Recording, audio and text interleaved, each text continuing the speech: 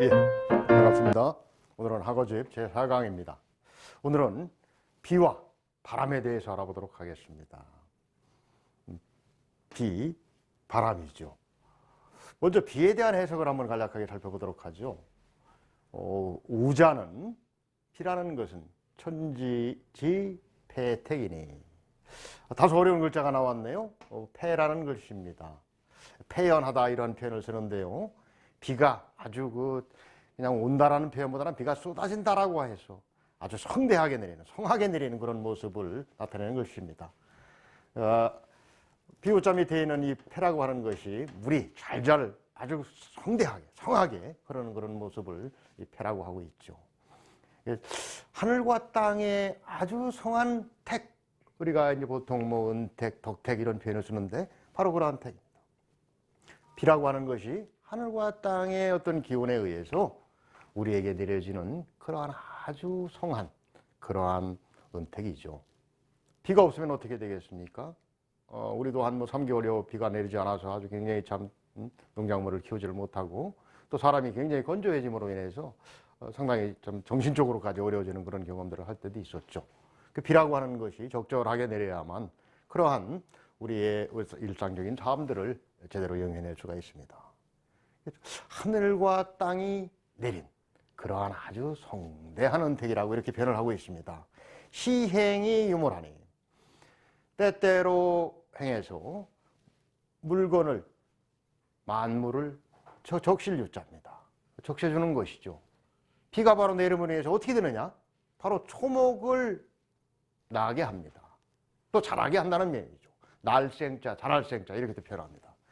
함으로써 초목을 자라게 하고 나게 하는 겁니다. 비가 바로 그런 역할이죠. 또 양화가로다. 기를 양자죠. 이건 뭡니까? 바로 벼죠.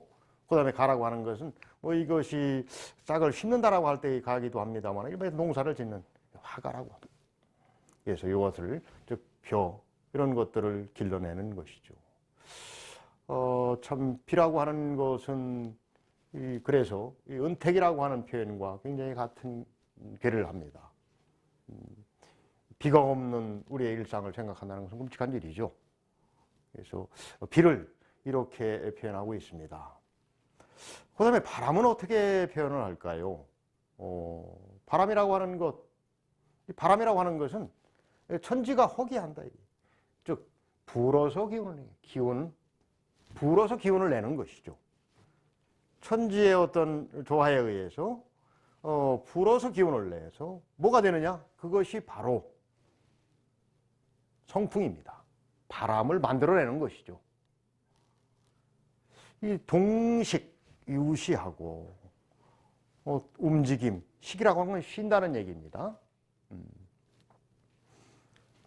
식이라고 하는 자가 쉰다는 표현인데요.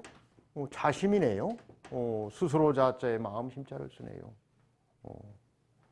마음을 항상 허심평기라는 표현을 합니다. 마음을 비우고 모든 기운을 아주 균형되고 평화롭게 가진다는 이런 표현을 쓰는데 마음을 스스로에게 스스로와 같이 다지는 상태, 편안한 그런 상태이죠.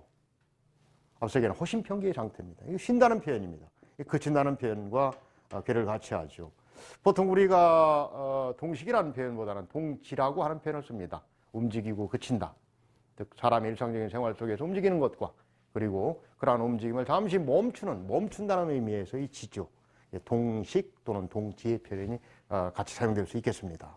동식 유시하고 움직이고 쉬는 것이 때가 있고 가는 것이죠. 오는 것, 거래, 금전거래 한다고 거래 표현도 이렇게 씁니다. 가고 오는 것에 자취적자입니다. 어떤 자취가 없어요. 말 그대로 바람이라고 하는 것은 왔다 가지만은 그 흔적 찾아볼 수 없습니다. 조용한 존재죠.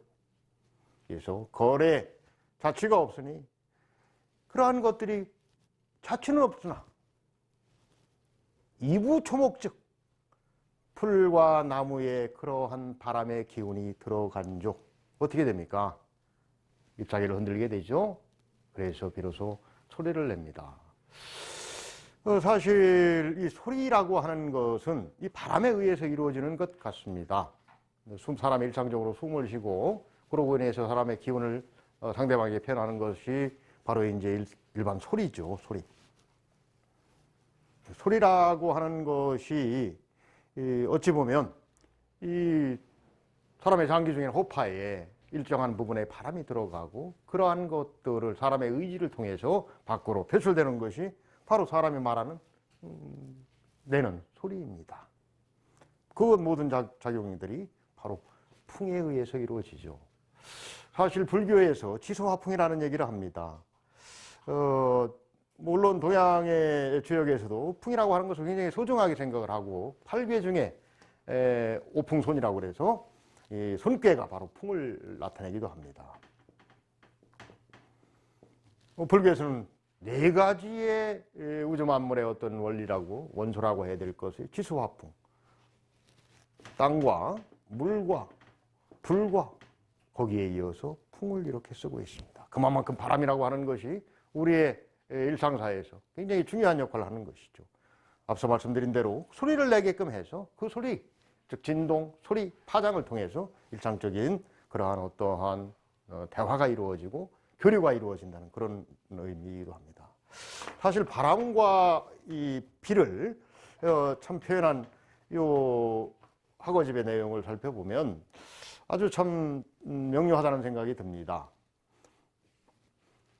비와 바람이 없는 세상, 이것을 한번 생각해 본다면 정말 몸이 건조하겠죠. 사람과의 어떤 소통이라는 것이 단절이 될 것이고 또 온갖 사물들의 생장이라고 하는 것 멈추게 될 것입니다.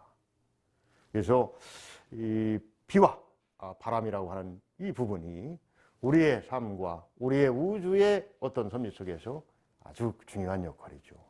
그런 맥락에서 이 1월 성신 이후에 바로 비와 바람을 이렇게 앞에 둔 것 같습니다.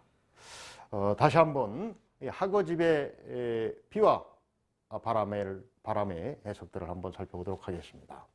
비라고 하는 것은 천지의 폐택이 아주 엄청나게 성대한 그러한 은택이라는 얘기죠. 때에 따라서 물건을 적셔줍니다. 모든 만물들을 적셔줍니다. 초목을 내게 합니다. 그리고 우리 인간에게 필요한 그러한 곡식들을 길러주는 것이죠. 바람이라고 하는 것은 하늘과 땅의 어떠한 기운의 흐름에 의해서 기운을 불어주는 것이죠. 그래서 바람이 만들어지는 것인데 바로 바람이라고 하는 것도 늘 부는 것이 아닙니다. 바람이 잦아질 때가 있고 멎을 때가 있는 것이죠. 움직이고 그치는 것, 쉬는 것이 때가 있어요. 그러면서 동시에 바람이라고 해서는 은밀합니다. 오고 가는 것에 전혀 흔적을 남기지 않습니다. 그렇지만 바람이 지나가고 난 자리, 또 바람이 불 때 그렇게 소리를 내서 소통할 수 있는 그러한 수단을 제공하는 것이죠. 우와, 풍, 이 두 가지가 차지하는 그러한 부분이 이와 같이 크다는 것을 학어집에서는 얘기하고 있습니다. 그러면 과거의 성독 방식에 의해서 한번 비와 바람의 해석을 한번 읽어보도록 하겠습니다. 우자는 천지지 패택이니 시행유물하야 이생초목하고 양하가로다. 오늘 성독을 하면서 여러분들 조금 귀담아 두셔야 될 부분들이 바로 이렇게 강조하는 긴 동사의 부분, 이런 부분에서는 좀 길게 이렇게 해 주시는 게 되겠습니다. 좋겠습니다. 천지허기 성풍하니 동식유시하고 거래무적하니 이부조목적 유성이로다. 만물을 자라게 하고 소리가 내게 하는, 소리를 내게 하는 바로 비와 바람. 어찌 보면은 생육자양의 가장 큰 역할들을 감당하는 이런 것들입니다. 비라고 하는 것, 과거에는 우로지택이라는 표현을 썼습니다. 비와 이슬이죠. 그 비라고 하는 것, 이렇게 소중한 부분입니다. 바람. 구름과 바람은 같이 합니다. 뭐 우리가 통상 거침없이 인생을 살아가는 사람들, 풍운하라는 표현을 쓰죠. 풍운하. 바람과 구름 같은 사람, 풍운하 이런 표현을 쓰는데, 이 바람과 구름은 늘 같이 갑니다.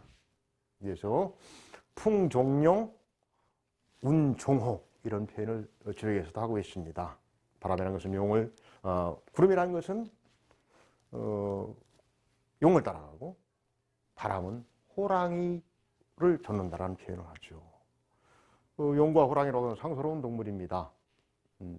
나타나게 되면 그만큼 아주 좋은 일들이 일어난다고 하죠.